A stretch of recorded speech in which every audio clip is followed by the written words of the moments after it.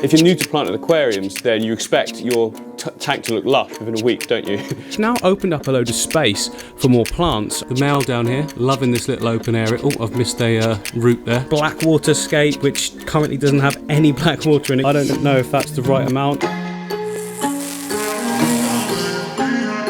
What's going on, guys? Well, welcome back to the vlog. So recently you guys saw the golden nugget pleco from the Amazon tank behind me. He was removed, put into another tank. Now the little nugget's doing really well, eating well, everything like that, but the tank looks gross.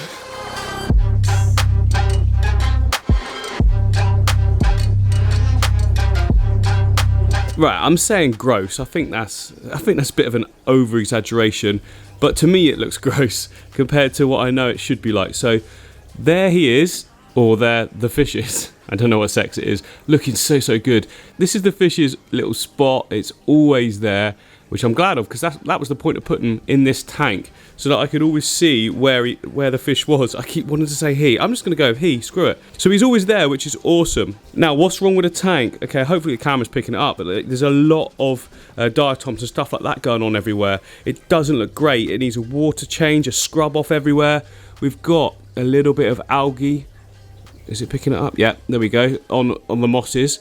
That can be sort of brushed off. I mean, the filter's barely even going now, which means that the sponge is probably sort of clogged up and ready to be cleaned out as well.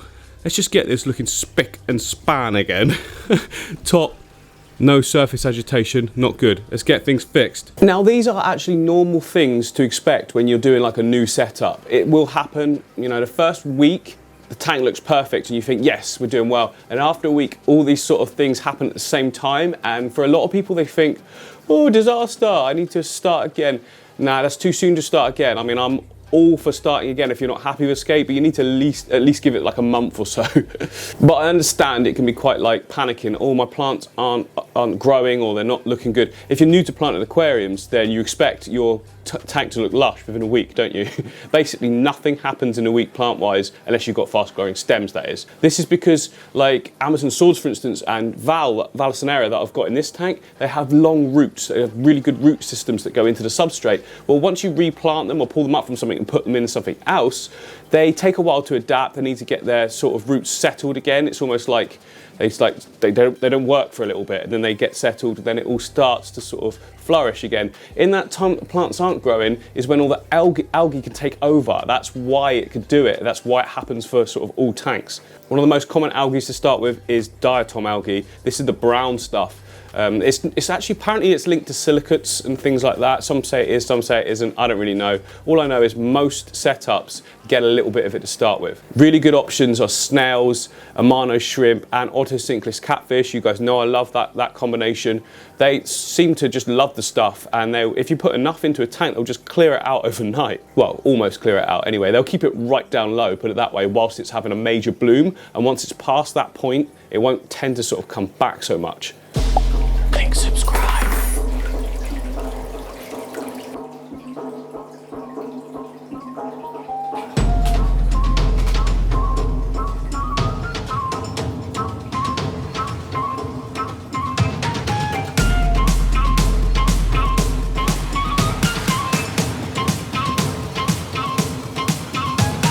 So something I like to do when I'm doing a water change is try and keep the filter running if possible. Obviously I've taken out the sponge from there, but it's still the motor part pushing water around. And what that means is when I put in my sort of intake in a minute to take out the water, it's going to pick up all of this stuff that's floating around, or a lot of it anyway.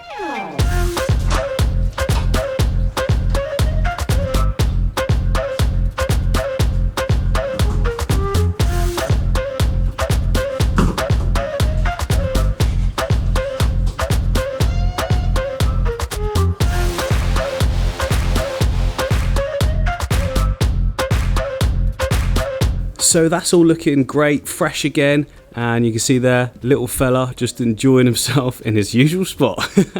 But let's take a look now at the reason I actually put him in there, and that is because he was eating the plants in the Amazon aquarium.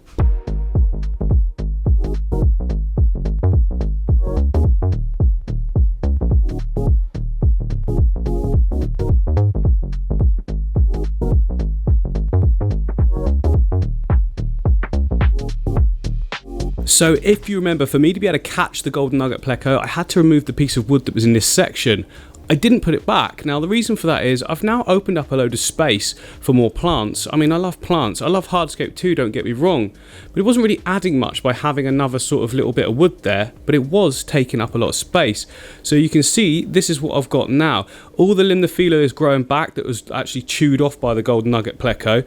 I've cut back the bad Amazon swords that were all in this section. It's a little bit barren in that area now, but again, that's all going to grow back.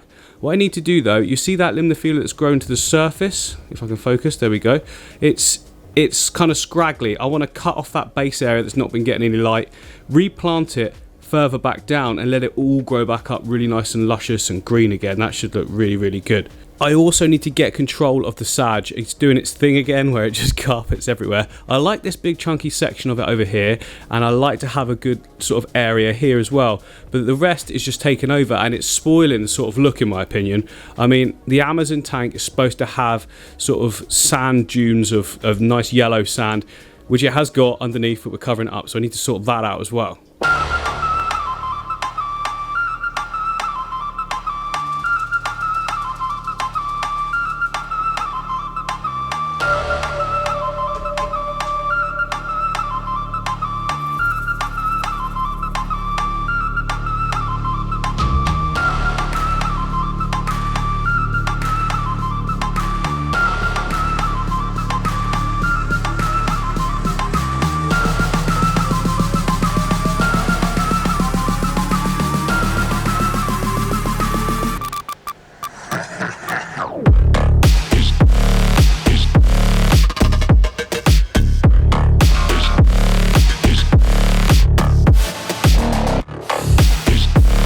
Oh yes, there we go guys, looking sweet. I think that's brought it right back to where it needs to be. You know, you want to sort of have a rough-ish sort of look with these kind of tanks, so they look kind of naturalistic, but you don't want them to get too out of control, which is what it was. And I feel like now we've sort of brought it back into check by opening up the spaces there and there. They look really, really good like that. It looks good when it's fully grown in, don't get me wrong, but I don't know, you need some form of order. I've found that out now over the last couple of years.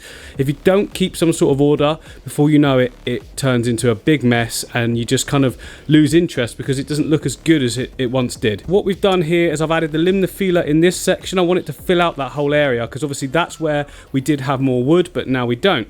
Over on this side, I trimmed off the scraggly parts of that limnophilia on that side and plugged it there, which means it'll all grow up and across, which is awesome. It looks so good when it does that. That whole section will be green, you see. The male down here, loving this little open area. Oh, I've missed a root there, but that's okay. There's the male, there's the female.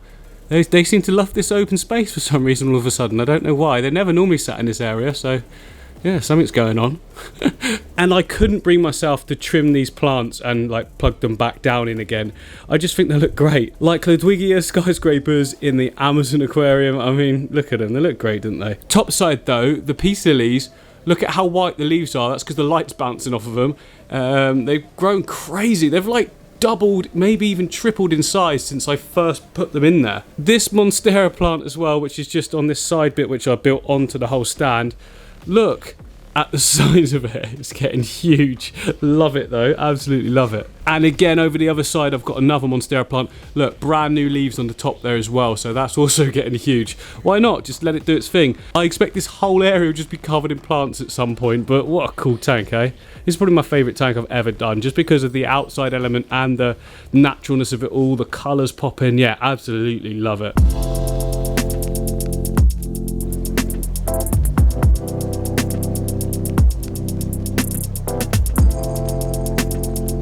So very recently, guys, I set up this Blackwater scape, which currently doesn't have any black water in it. You can see I've just done a water change. I've done it on this one and I've done it on this tank next to it, the platy tank. So what do we do now? I mean, normally you'd wait and then more tannins would be released. But one of my subscribers said on the video before that I could use a I don't know what it's called. Hang on. This stuff. So I bought this stuff off Amazon. It's basically tea bags.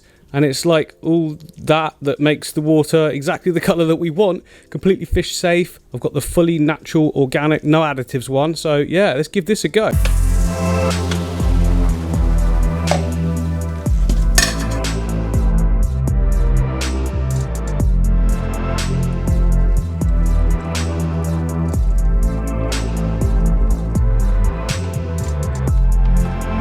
Okay, 3 tea bags in there. I don't know if that's the right amount, if that's too much, but it's looking good so far.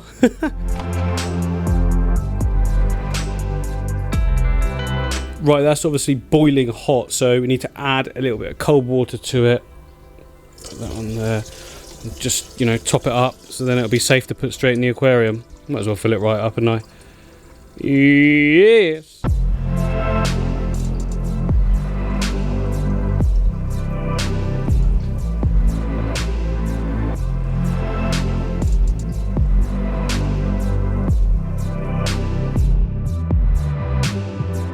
Haha, there we go. That is looking good. I kind of wish I had this stuff for the build video now, but, you know, I wasn't to know. But yeah, it works so good, doesn't it? Look at that. Like, you know, in comparison, crystal clear, Blackwater. I want it even darker, to be honest.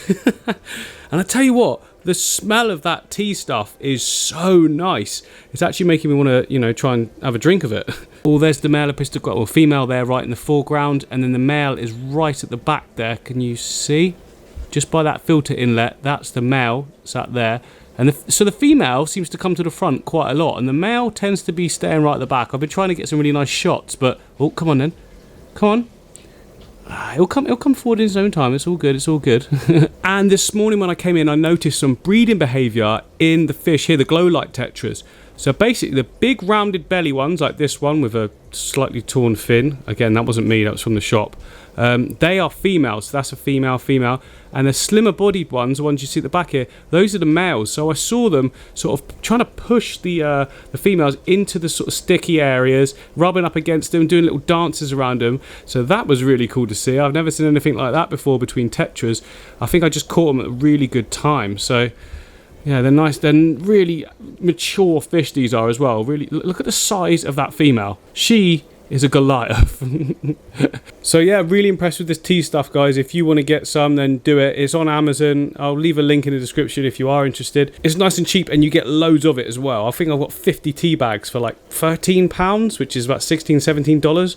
I think that's good anyway. It's gonna last me like a long time. Oh, so let's take a step back. The whole rack is really starting to look good now. I love that we've got a sort of standout tank like that. The rest are, you know, they're unique in their own ways, especially the one up here that's for my black crystal red, no, crystal black shrimp. This guy just sat here. The funny thing is though, even with how good all of this looks, especially the platy tank, I mean that looks like a proper good nature aquarium, doesn't it? Even how good this looks, I still think the tank up here with Hellboy, I think this might be my favourite on the whole rack. I don't know why, I just love it. I think he's an amazing fish for a start. And I just really love the simplicity of the tank, especially now that it's growing in as it is. You know, we've got the Ludwigia Palustria Super Red at the back there, staying nice and vibrant, which I wasn't expecting it to because it's not an overly powerful light. The moss is growing in nice, which I'm going to have to give a trim soon before it takes over everything. S-Repens, oh, look at how good it is. And he's so vibrant and stands out massively in this scape, doesn't he? Let's get some close-ups of him because he's absolutely fantastic looking fish, isn't he? Hellboy better because he's got the black eyes and the red face. I mean, I think he's more like a Captain America fish, if I'm honest, but I mean, who cares what he's called? Either way, he's awesome.